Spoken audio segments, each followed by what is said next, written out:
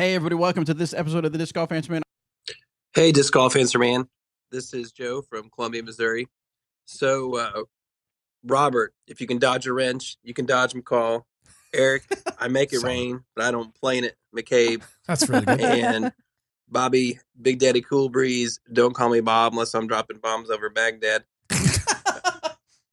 We always talk about growing the sport, but what about the past? One of the things that I think would be a cool show idea is to go through all the members of the Disc Golf Hall of Fame and do a backstory on each of them, so we can learn more about them.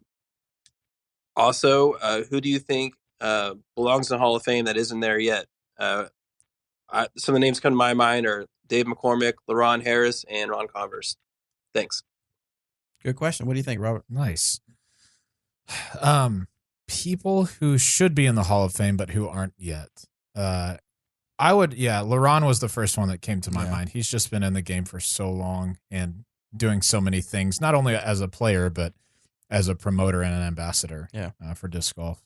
I really think Ron Converse could be there as well. He's couple time, I guess back-to-back Grandmasters world champion.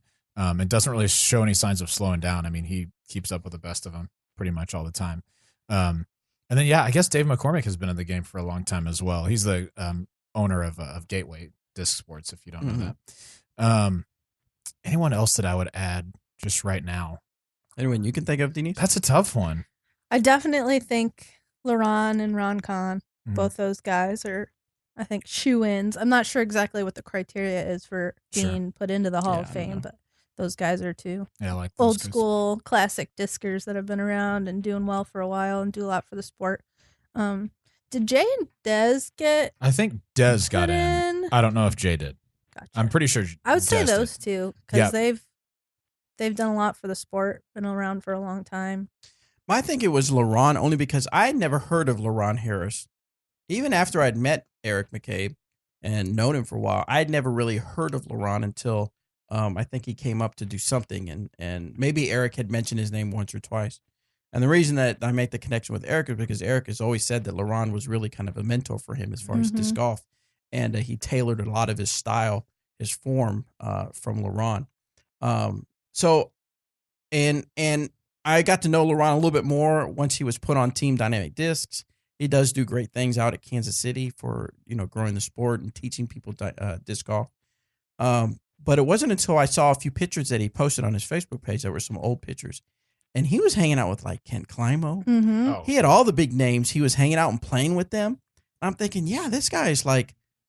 He's the real deal. He's legit. Old school disc golf from back in the day. We know about the Ken Climos and we know about Crazy John Brooks because they're still kind of in the top scene now. But because LaRon had some health issues, he wasn't able to continue with his disc golf career like some of the other big names. And so when that question came up, LaRon was one of the first names that popped in my head for sure. You gave me another good idea when you were talking about old photos.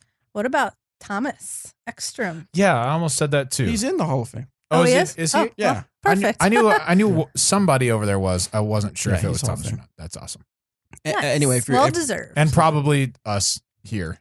yeah. Oh, yeah. We've got a few more years to do some things. Some things, yeah. Yeah, like lots of things. And if you're not sure, when we say Thomas, we're talking about Thomas Ekstrom, who is from Latitude 64. He is the designer of the discs that you throw if you throw our brands. And he's been in the game for a long time. Yeah, he's won some events back in the past. So, and he's a funny dude too. He's a Yeah. funny guy. He's a goofball.